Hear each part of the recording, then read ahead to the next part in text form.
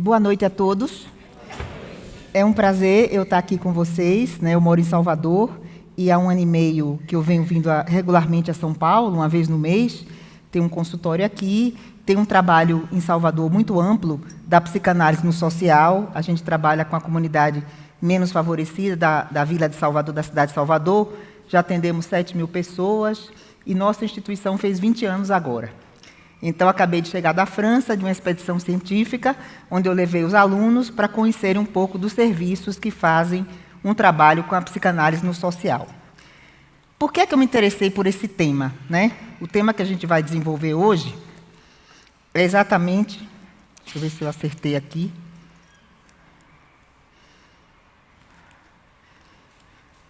Vídeo. A gente vai falar sobre vícios e dependências.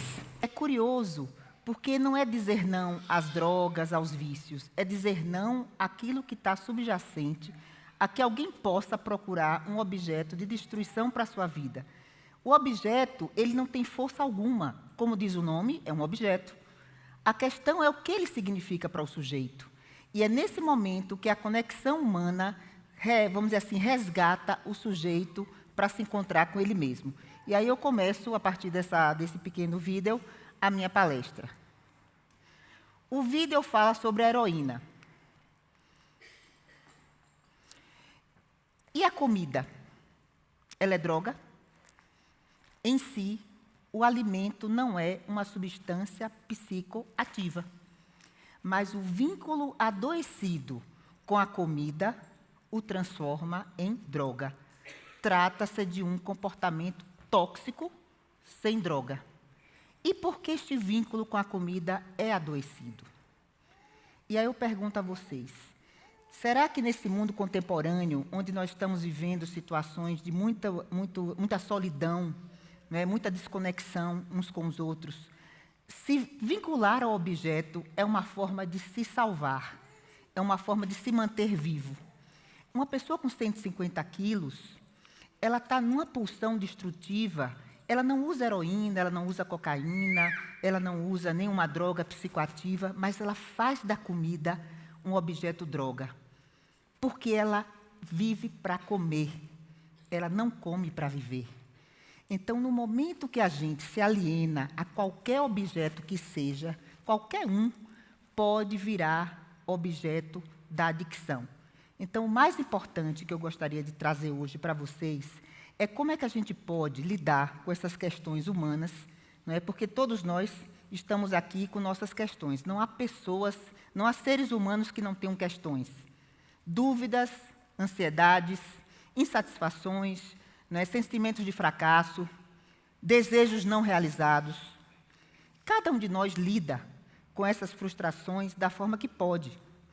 Muitas vezes, a aderência ao objeto é uma forma de se sobreviver. Por exemplo, uma vez perguntaram a um grande psicanalista, que é especialista em adictologia clínica, que é uma nova ciência da psiquiatria que trabalha os vícios, por que é que um homem com efizema pulmonar fumava e não queria parar de fumar? Poderia morrer a qualquer momento.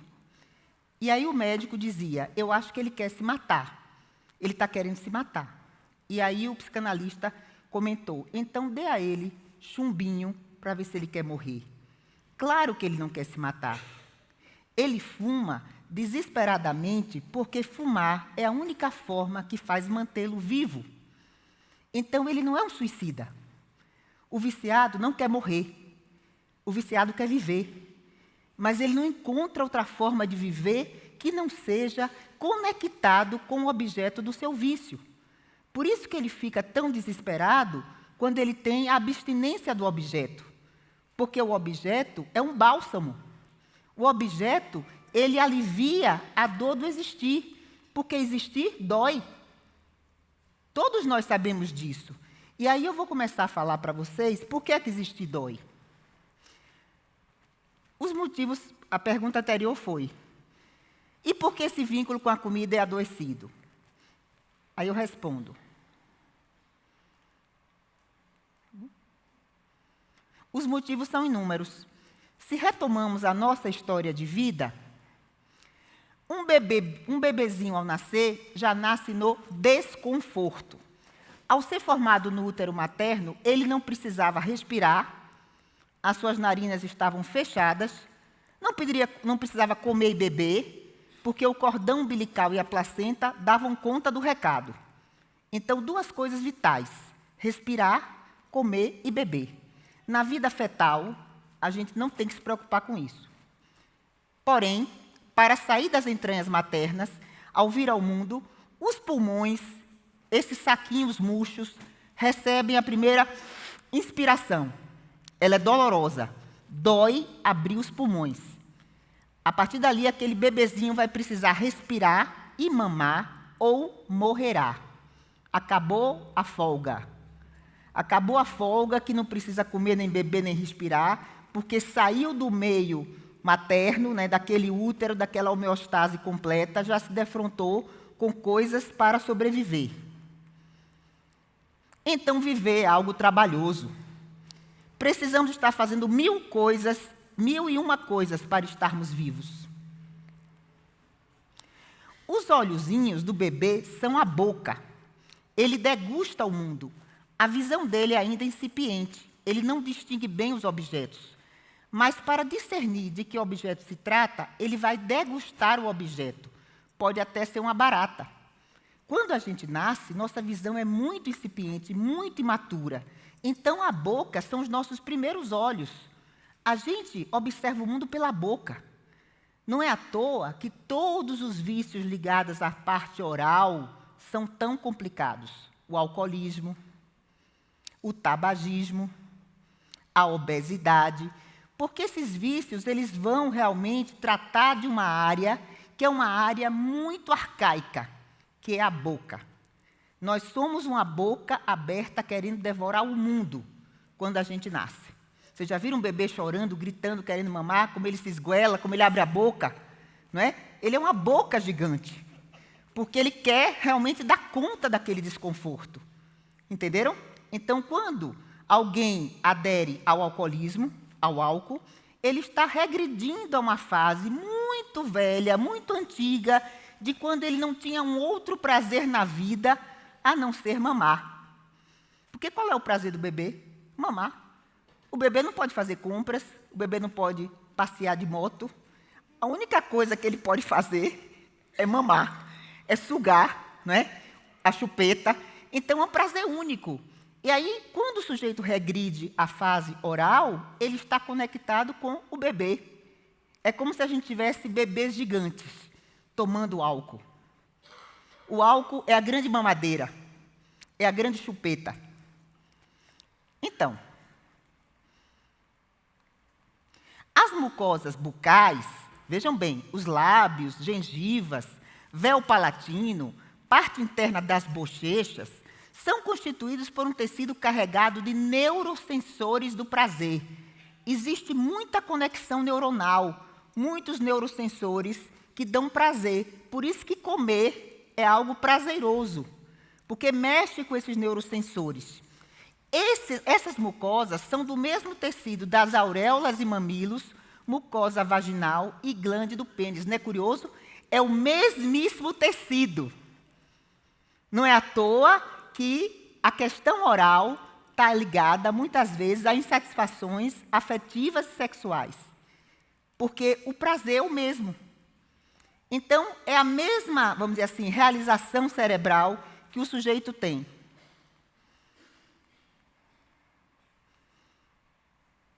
Cadê?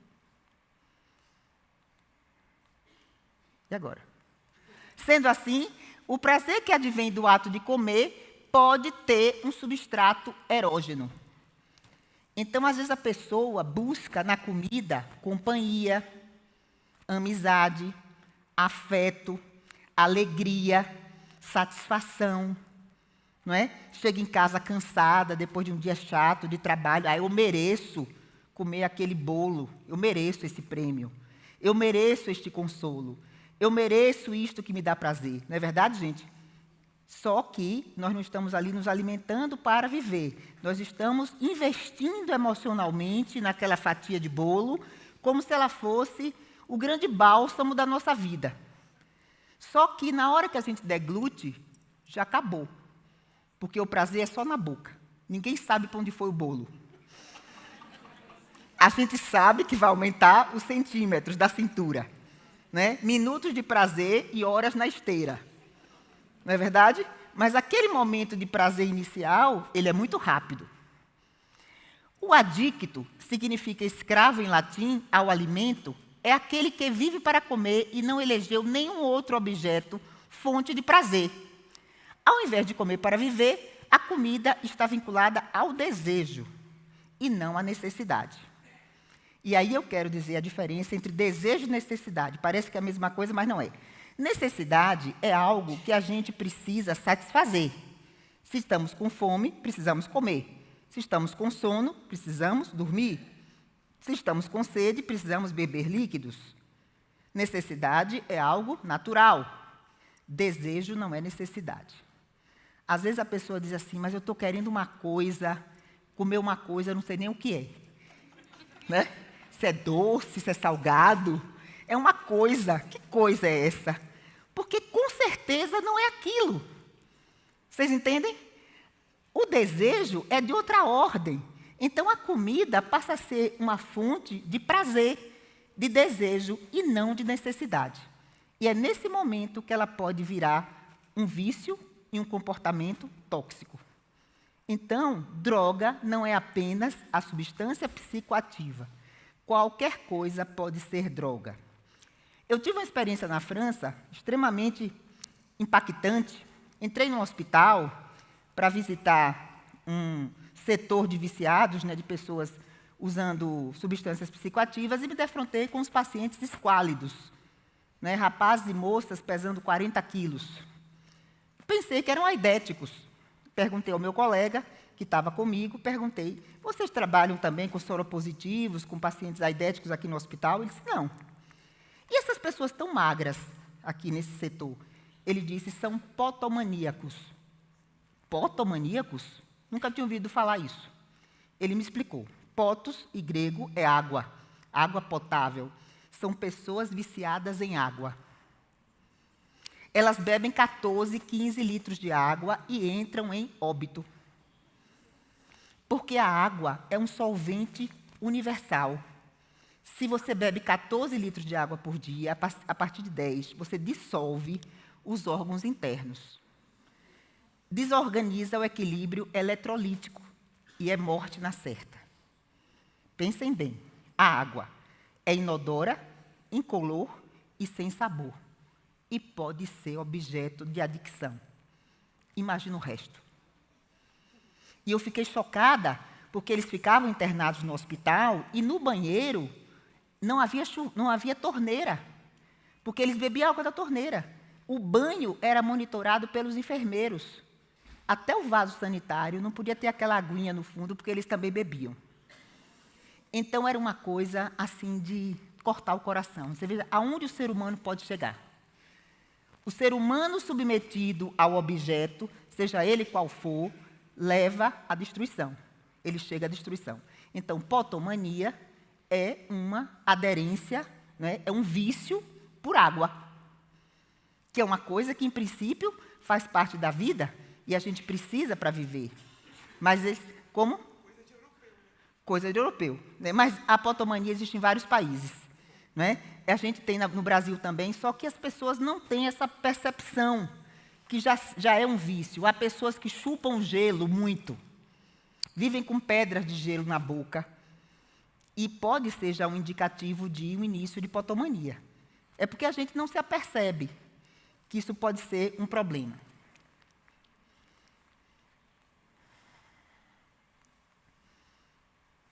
No vídeo, fica claro que são as circunstâncias que fazem a conexão estreita com o objeto droga. Faltam outras conexões psíquicas com sujeitos e outros objetivos que irão dar prazer. Até os ratinhos, quando estavam no paraíso dos ratos, no parque dos ratos, eles não queriam mais beber a água que tinha droga, porque eles estavam abastecidos dos relacionamentos entre os ratinhos. Os soldados do Vietnã não viraram heroinômanos ao voltar para os Estados Unidos. Nenhum deles se vinculou mais à heroína, só enquanto estava no campo de batalha. O que prova que o problema não é a droga. O problema é o que está por trás da droga. Que falta é essa que o ser humano não consegue dar conta, que ele se associa a um objeto, querendo que esse objeto responda à sua necessidade de sujeito? E é essa questão que eu trago para vocês. A comida, como objeto arcaico e infantil, entra em cena como um objeto imprescindível para a vida da pessoa. Ela abre mão de outros prazeres e se encarcera dentro de um corpo disforme. Há pessoas que chegam a 200, 300 quilos, não é? A gente vê na TV, pessoas que têm que fazer cirurgia para tirar 40, 50 quilos de pele, pessoas que arriscam a vida, não é? Que estão completamente presas dentro de uma cela, que é o seu próprio corpo, cuja chave da cela está no bolso, e elas não conseguem acionar, né, abrir a porta dessa prisão. Por que alguém faz isso consigo mesmo? Por que alguém perde o primeiro amor, que é o amor próprio? Por que alguém destrói o corpo? Por que alguém come desesperadamente a ponto de o médico dizer você está com colesterol nas alturas, você vai ter um infarto, e a pessoa não quer nem saber, continua comendo picanha? O médico diz, seus triglicéridos estão altíssimos, a glicemia está alta, e continua comendo doce. O que faz alguém abrir mão do cuidado consigo mesmo? O que faz alguém colocar como mais importante o objeto em detrimento do sujeito? Vou falar uma metáfora para vocês. Imaginemos um navio que naufraga em pleno Oceano Atlântico. A população cai na água, a tripulação toda, os passageiros. Distribuem boias. As pessoas pegam as boias. Mas as boias vão fazer não afundar, mas elas vão morrer de sede, arrodeadas de água, mas é água salgada, de sol, de insolação. E as que nadam podem chegar numa próxima ilha. Então, pegando a metáfora disso, os objetos são boias que impedem o sujeito de nadar. Ele fica agarrado com a boia e vai morrer. Porque o ato de nadar é privilegiar a subjetividade, o esforço de cada um. Porque a dor do existir é algo inerente ao ser humano. Como eu falei, existir dói. Desde a hora que a gente nasce até o final. Sempre vai ser complicado. Sempre vai ter dificuldades. Sempre vai ter desafios. Vai ter dias mais tristes, dias mais alegres, dias mais estressantes, dias mais desesperadores. Faz parte. É do humano.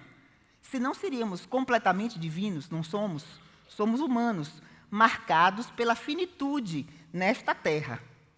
Não na vida após a morte, que nós sabemos que teremos, né? Todos nós temos essa certeza que isso aqui é muito rápido. Mas, enquanto estamos aqui, temos que dar conta. Afinal de contas, estamos aqui. Então, como melhorar esta vida aqui na Terra?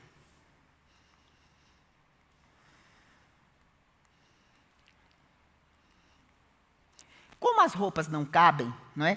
Para aquele obeso de 150 quilos, 140, 150, 170, o local favorito de um shopping será sempre a praça de alimentação.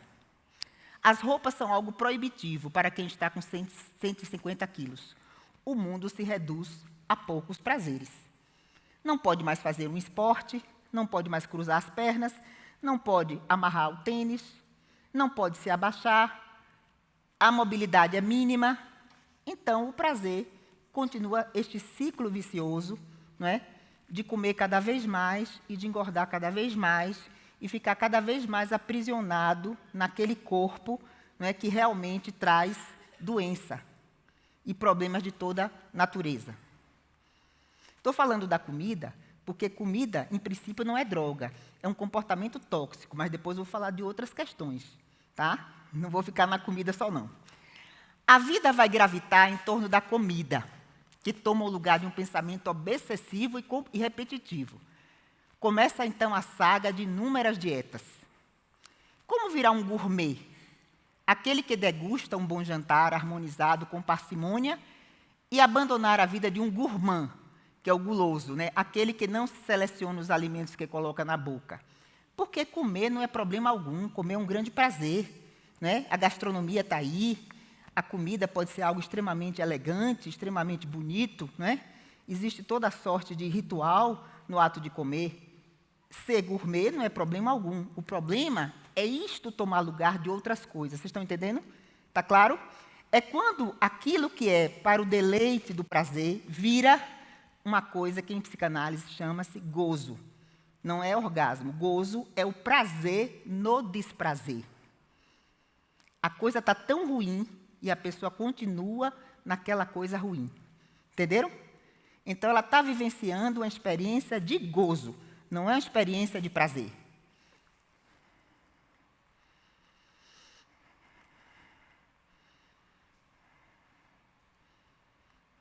A primeira coisa é perceber o que a comida metaforiza na nossa vida.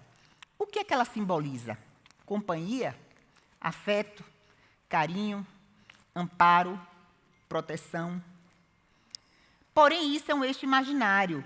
Ele não tem consistência, porque nunca ela estará fazendo esse papel. Entenderam, gente? Então, aquela fome que o sujeito tem, aquela fome avassaladora, é fome de outras coisas. É uma demanda de outros sentimentos. Mas ele interpreta tudo como fome. O obeso interpreta tudo com a necessidade de comer. Frio, ele come, ao invés de se agasalhar. Solidão, ele come, ao invés de ligar para alguém. Sede, ele come, ao invés de beber água. Vocês entendem? Há uma interpretação de que tudo é fome. As coisas mais díspares são interpretadas como fome. Ele está morrendo de frio, era botar um casaco mais potente, mas não, ele vai na geladeira. Porque aquele desconforto da temperatura, ele interpreta como bebê, que abre a boca e só quer a mamadeira, é igual. Então, a obesidade é uma regressão a uma fase muito antiga da nossa vida. Para romper um círculo vicioso e transformá-lo numa reta com início e fim, é preciso cortar o círculo. Vejam bem, o círculo, o que é o círculo? É uma reta que a gente juntou os dois pontos, né? Para virar um segmento de reta, tem que dar uma tesourada, virou uma reta. Porque o círculo não tem início nem fim. É como o sujeito fica com o seu objeto de adicção. E onde fica a tesourada? Que intervenção pode ser feita para que o sujeito entenda o início e o fim do seu processo? Às vezes, são necessárias situações de saúde graves para caírem a ficha. Um infarto, tem que fazer dieta. Passa por um câncer, tem que fazer dieta. Passa por um acidente, uma cirurgia complicada, tem que emagrecer, senão morre. Então, às vezes, é necessário chegar em situações muito limites para que as fichas caiam. Mas o que está submerso nas camadas de tecido adiposo é um pedido de socorro mudo. É uma demanda de amor e de amor próprio. É o primeiro amor. Entenderam, gente? Então, na realidade, as pessoas que estão nessa situação de obesidade mórbida, elas estão precisando de muita ajuda. Elas estão precisando de muita continência, de muito acolhimento, porque elas estão viciadas numa coisa que é normal, que é comer. Mas, para elas, aquilo é algo de uma importância avassaladora, e por isso elas estão para morrer. Porque o objeto virou senhor delas, e elas escravas. Certo, gente? É meio forte falar essas coisas, que a gente nunca pensa que a coisa é tão impactante, mas é, não é? Porque, às vezes, a gente vê alguém mais cheinho, mais gordinho, e a gente pensa assim, poxa, será que essa pessoa vai conseguir emagrecer? Mas essa pessoa pode chegar a 200 quilos, se continuar daquele jeito, e pode chegar a óbito. Então, se nós tivéssemos uma Ferrari 2017 na nossa garagem, nós colocaríamos gasolina adulterada ou azul no tanque da Ferrari. Nós cuidaríamos do tanque da Ferrari. E por que que o corpo, que seria o nosso tanque, o nosso estômago, aquele sujeito bota tudo que não presta para dentro? Essa gasolina adulterada, acabada, Como é que essa máquina vai funcionar legal, comendo tudo que não presta? Né? Essas comidas rápidas, né? Os fast foods, com muita gordura, com tudo que faz mal. Então, por que o sujeito não cuida daquilo que só temos um, porque não temos um corpo estepe? Acabou esse, não tem outro. Nós não temos um corpo pneu-socorro. Né? Se esse danificar, já foi. Não pode substituir. E por que o sujeito não cai em si, que está se matando, se suicidando com um garfo e faca? Não está se matando com revólver. É um garfo e uma faca. É uma morte lenta.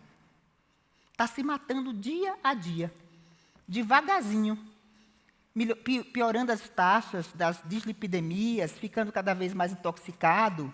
Né? A palavra celulite é uma célula inflamada. O corpo cheio de celulite, cheio de gordura, são células inflamadas, porque estão sobrecarregadas de toxinas. E o sujeito vai se destruindo. Assim o obeso faz com seu corpo. Ele o destrata, maltrata, descuida dele, minimiza a sua importância. Sem o amor próprio, estamos irremediavelmente incapacitados de amar os outros, que também não respeitarão o nosso desrespeito por esse invólucro que abriga a nossa alma. Afinal de contas, nós não somos só um cérebro, nós temos um corpo. E precisamos cuidar dele. E se nós, que somos o dono dele, não cuidamos, quem vai cuidar? E por que alguém se distrata a esse ponto? Essa é a grande questão. Por que alguém chega a esse ponto, gente? Por que alguém chega a buscar a própria destruição? Por que alguém passa a se desamar, não digo se odiar, mas se desamar, de tal maneira que não seja importante cuidar de si, nos mínimos detalhes? Por que alguém passa a se desvalorizar todos os dias da vida e achar que todo mundo é melhor do que ele, e se depreciar, e não se cuidar, e se distratar? Essa é a questão que nós vamos discutir hoje. Então, voltei aqui. Então, comida, vício ou prazer? O prazer é cuidado, frugalidade, liberdade, parcimônia, temperança, elegância, harmonia e beleza. O vício é escravidão, dependência, aprisionamento, excesso, desequilíbrio, descuido, deformidade, desarmonia. Vício é um gozo, não é prazer. É prazer no desprazer. É ficar refém do objeto e se esquecer da própria subjetividade. O prazer leva a eros, que é a pulsão de vida, de construção. O gozo, que é o prazer no desprazer, leva à morte, tânatos, que é a pulsão de morte, de destruição. Vocês escolhem o quê? Escolhemos vida ou escolhemos morte? Os objetos da adicção, eles nos levam à submissão a eles. Eles viram imperadores. E os adictos são súditos daqueles objetos. Eles viram senhores, e os adictos são escravos. Na Grécia Antiga, os grandes senadores, os grandes homens da época, eles tinham adictos ao redor deles, que significavam escravos. Então, a adictologia é escravidão. E por que se vincula tanto a esses objetos da compulsão? Então, o ponto que a gente quer tratar hoje é o vício como disfarce da depressão. O mundo contemporâneo está com dois grandes problemas: depressão e compulsão. As pessoas estão deprimidas e ficam compulsivas para sair da depressão. E quando ficam compulsivas, ficam deprimidas. Como se fossem dois pratos de uma balança, não é? Contemporânea, que é o mal do século XXI. Tivemos, no século XIX, a tuberculose, no século XX, o câncer, no século XXI, as doenças psíquicas. Nunca se teve taxas de suicídio tão altos. Nunca se teve tanta doença psíquica como hoje. depressão, pânico. Sempre a gente encontra alguém próximo. Ah, fulano está com depressão. Ah, ele teve pânico. Está afastado do trabalho, teve síndrome do pânico. Fulano acabou de sair da depressão. Como se fosse uma coisa corriqueira. E a pergunta que a gente tem que fazer é, por quê? Nós hoje podemos chegar a 90 anos facilmente. Há um mês atrás, lá na minha cidadezinha de Aracaju, que eu sou de Aracaju, eu fui ao centenário da minha professora do 3º ano primário. Ela lúcida, recebendo os alunos, completando 100 anos. Uma coisa linda de se ver. Hoje, se chega aos 100, porque nós temos saneamento, vacinas, não é? Água potável. Temos todas as condições, não se morre mais de peste negra, não se morre mais de parto, não se morre mais nas guerras. Porque na Idade Média, a idade média das pessoas era 35 anos. Uma pessoa com 40 anos já era um idoso. Hoje a gente vive bastante. Fui na França, semana passada estava em Paris, conheci uma senhora, uma pesquisadora, 93 anos. Uma pesquisadora da Universidade de Paris, escritora, 93 anos, dona Marie Claire. Ela saiu do lugar que eu estava jantando para pegar o carrinho dela, dirigindo. Uma coisa incrível, cheia de alegria, cheia de pulsão de vida, de planos. Então, hoje nós conseguimos viver mais cronologicamente, mas de forma paradoxal, estamos vivendo mais, mas estamos, às vezes, vivendo pior, com mais doenças psíquicas. Tem-se mais tempo para adoecer. E o que é que nós podemos fazer com isso? Então, a grande questão é o que é que faz esse panorama que nos acomete no dia a dia. E nós temos uma hipótese. É uma hipótese que a psicanálise trabalha, que, na minha percepção, fica muito ligada ao amor cristão, que é o amor de transferência. A psicanálise é uma clínica dos afetos. Quando um paciente confia em mim, ele está apostando que eu vou dar solução a uma questão que ele não resolve. E para isso é necessário confiança. Para isso é necessário entrega. Para isso é necessário que ele se sinta acolhido, né? Se sinta amparado, confortável, para poder falar do que tem de mais íntimo na vida dele. E essa escuta é uma escuta amorosa. Mas é uma escuta amorosa, um amor ágape, um amor acolhedor, um amor que não busca outra coisa senão o bem do outro. Porque o analista tem que ser abstinente e neutro no seu ato de amar. Porque ele não pode se envolver com o paciente.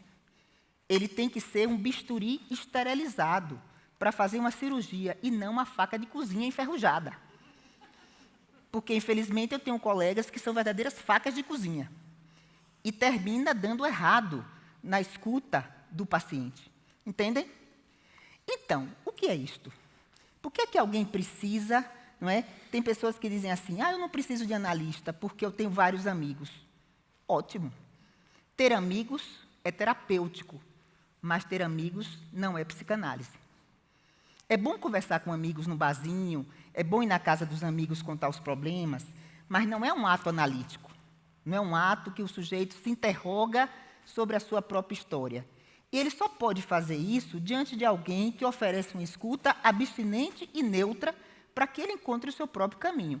Então, por que é que alguém chega a este ponto de precisar de uma ajuda? E aí vem a questão que eu quero trazer. O que está na base de toda essa doença psíquica é algo muito claro. Nós fomos amados antes de amar. Alguém decidiu que a gente estaria aqui. Todos nós aqui viemos porque um casal quis ter um filho, que somos nós. Ninguém aqui organizou seu próprio nascimento. O nosso nome, cada um pense no seu nome. Será que eu escolheria ser Mônica? Poderia ser chamada Patrícia? Talvez gostasse de ser mais Patrícia do que Mônica. Eu não escolhi meu nome. Alguém escolheu meu nome. E a partir daí, a minha identidade, que eu vou levar até o final da vida, não foi escolhida por mim. Então, os nossos pais, eles nos amaram antes de nós aprendermos a amar. Eles também nos rejeitaram antes da gente aprender a rejeitar. Então, nós fomos plasmados pelo outro, que são o outro matriz, pai e mãe. Então, isso marca a nossa existência. De que forma? Há pessoas que ouviram desde a infância. Depois que você nasceu, eu não tive sossego. Minha vida se transformou no inferno. Vocês acham que esta pessoa não vai ter um sentimento de culpa na sua vida adulta, que ela foi responsável pelo sofrimento da mãe? Vocês já ouviram isso? Por quê? A nossa autoestima é construída de fora para dentro. São as palavras que eu ouço sobre mim que vão construir a percepção que eu tenho sobre mim. Se meu pai e minha mãe, que são objetos de veneração, são os meus heróis, figuras de autoridade, dizem que eu não vou ser ninguém na vida, como é que eu vou conseguir ser? Vocês já pensaram que nós pais, nós construímos uma coisa muito importante, que é o patrimônio psíquico dos nossos filhos? Isso é muito mais importante do que o patrimônio material. Somos nós que construímos a autoestima do nosso filho, a autoconfiança, a autoimagem dele, a partir do que a gente diz, a partir do que a gente fala, a partir do que a gente viabiliza para ele. Então, a gente vai dar a ferramenta para ele ser um sujeito, completamente resolvido na vida adulta, ou alguém eternamente ancorado numa sensação de menos-valia, precisando fazer um tratamento depois, para ressignificar uma história tenebrosa. E o que é isso, gente? Falta de quê? De amor. Daquele pai que foi tão maltratado pelo próprio pai, que não soube fazer diferente. Maltratou de novo. Nós somos frutos de uma cadeia repetitiva, que vem da nossa ancestralidade. Foi o avô que maltratou o pai que maltratou o filho que vai maltratar o neto, e por aí vai. Por quê? O sujeito só dá o que recebe. E nessa cadeia de repetição negativa, se plasmam as faltas, a dor do existir, que faz acionar a relação com os objetos.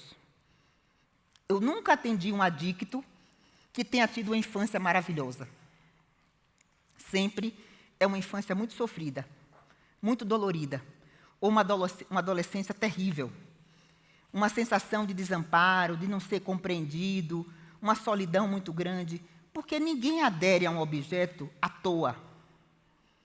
Quando o sujeito está bem com ele mesmo, ele não precisa do objeto. Entenderam, gente?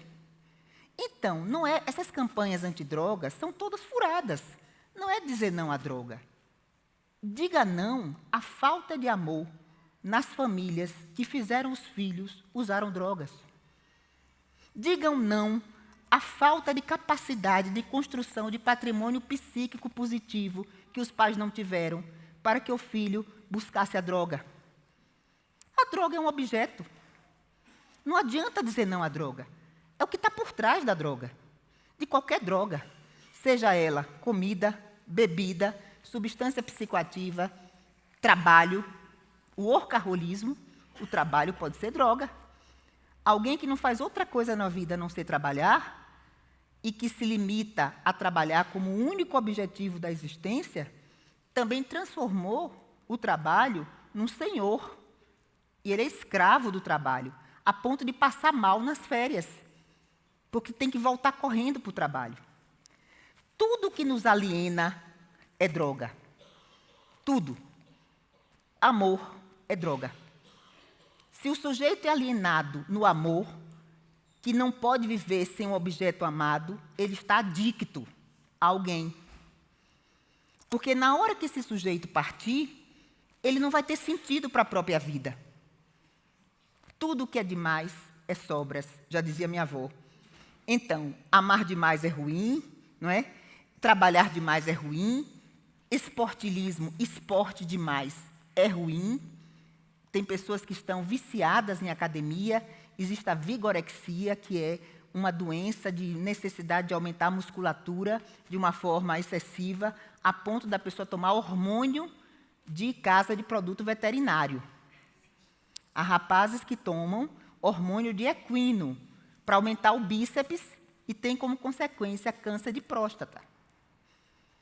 Porque esses hormônios animais, eles causam câncer. Eu já atendi jovens, né, com problemas de câncer de fígado, que veio de vigorexia, necessidade de aumentar a musculatura. Isso também é uma adicção. Adicção à academia.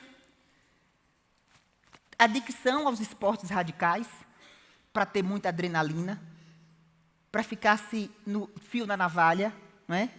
Um alpinista sem proteção. Por que necessita desse frisson todo? Por que necessita dessa endorfina toda? Por que necessita de viver nessa adrenalina toda? Também é droga. Adição ao risco, adição aos jogos, adição aos jogos de azar, adição às loterias, adição aos jogos eletrônicos, às intoxicações eletrônicas, adições à internet, a web addiction. Nós temos agora uma rede, né, aditiva, que pode ser extremamente negativa para o sujeito se usada de forma inadequada. A internet traz coisas maravilhosas, mas o excesso é droga. Adição às redes sociais é droga. Adição ao Facebook, ao Instagram, ao Twitter, ao Snapchat, ao WhatsApp. Não conseguir viver sem um celular. Não tem objeto mais aditivo contemporâneo do que o celular. Virou uma célula a mais no nosso corpo. E se a gente sair de casa sem essa célula, a gente fica desesperado. Porque tem que voltar para pegar o celular. Porque parece que não vai conseguir se comunicar com ninguém. É uma sensação de desamparo terrível. Porque tem que estar ligado com o mundo inteiro. Porque senão não existe. Isso também é uma intoxicação. É uma intoxicação eletrônica. Já estão sendo feitos estudos sobre a queima de neurônios de jovens que estão adictos aos jogos eletrônicos e estão perdendo massa cognitiva. Há uma estatística que diz que, se continuar assim, teremos Alzheimer a partir de 40 anos, daqui a algum tempo. Porque a gente está deixando de usar a massa cinzenta. Porque ninguém lê mais. Ninguém pega um livro para imaginar uma cena. Quer ver? A tela. As conexões neuronais estão empobrecidas. Tem consequência. Se é excesso, é droga. Vocês entendem? Então, a gente tem que pensar o que é que está por trás disso. Porque considerar essas adicções todas, nós sabemos que elas estão aí, não é novidade. Nós conhecemos todas, sabemos de todas. Mas como nos cuidar para não nos deixarmos ser capturados por esses objetos? Vocês entendem? E hoje é o meu desafio aqui com vocês. Então, eu pensei, né, vocês ficaram muito atentos, quero até agradecer, né, que vocês foram muito obedientes, e vocês sabem que a palavra obediência vem do latim obe audirem, que significa escutar com atenção. Vocês foram muito atentos. Isso me ajudou a pensar. E eu sempre digo que quando eu faço uma palestra clínica, eu não faço uma palestra. Se vocês forem 100 pessoas, sei lá quantos vocês são 101 palestras, cada uma pegou a sua palestra. Cada um de vocês, eu tenho certeza que fez os links necessários que deveriam ter feito com as palavras que eu falei. Vocês se lembraram de cenas, vocês se lembraram de pessoas, vocês se lembraram de épocas da vida de vocês. Vocês fizeram várias conexões e se implicaram e fizeram um mergulho subjetivo. Por isso que é uma palestra que tem um viés clínico. E eu teria 3 perguntas para vocês anotarem. A primeira pergunta: eu me enxergo com algum tipo de adicção? Dizendo a vocês que todos nós podemos ser adictos. Eu me enxergo com algum tipo de adicção? É a primeira questão. A segunda questão: eu consigo descobrir por que dessa adicção? Ou seja, eu consigo fazer uma ponte com algum fato da minha vida, algum momento da minha vida, alguma situação da minha vida que fez eu precisar daquele objeto, seja ele qual for. E terceiro ponto: eu consigo, dentro de mim, encontrar forças para ser maior do que o objeto e criar um objetivo, abrir mão do objeto por um objetivo. Vejam que a palavra é parecida, né? Objeto e objetivo.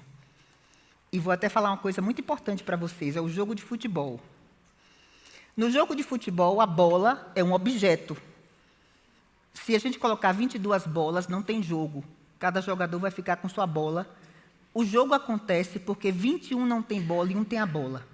Mas o que é que marca o jogo? O gol. O que é que significa gol? Objetivo.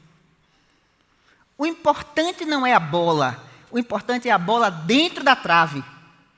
Porque o objeto, ele não é nada. Mas o objetivo nos sustenta na nossa subjetividade. Certo? Recapitulando. Eu me encontro em algum tipo de adicção, eu consigo fazer um link, porque isso começou, e eu tenho forças para abrir mão disso. São 3 perguntas muito importantes, porque a partir daí vocês vão encontrar muitas outras questões para fazer. Quando o último psicanalista esteve aqui, eu falei como é importante termos bons profissionais, sermos atendidos por bons profissionais. Vocês lembram? Então, quero falar uma coisa que eu pensei logo na manhã seguinte. Que privilégio é termos um psicanalista que conhece o Criador. Né? Que privilégio, que privilégio. Que privilégio quando nós somos atendidos por alguém que não só conhece a matéria bem, mas conhece o Criador. E eu queria, antes de nós dividirmos, fazer uma colocação que ela fez logo no comecinho através do filme. Nós não estamos nos celebrando para pararmos de querer o nosso objeto. Nós estamos aqui para termos conexão. Não é isto? Termos conexão. Hoje, Mônica, faleceu uma pessoa muito querida de uma família muito querida. Na verdade, a segunda pessoa dessa família. E eu tive o privilégio de estar lá. Mas se eu não estivesse lá, eu não faria. Eu fui lá porque eu quis, porque a pessoa estava com a família celebrando. E várias vezes, quando eu vejo vocês nos grupos de passos, tomando café juntos, comemorando aniversário, quando eu nos vejo nos grupos de apoio, abrindo coisas que nós não abrimos em outros lugares, quando a gente sai da nossa jaula e quando a gente encontra um outro ser humano, eu amo o celebrando, porque aqui é o lugar da minha família. Não importa se vocês são em 100, 200, 300, tem o meu grupinho ali de 15, que eu posso abrir as minhas questões. E quando eu estou aqui em cima, eu não sou a psicanalista necessariamente. Eu sou a Roseni, celebrante. Esse lugar é de ouro. Esse lugar é lindo.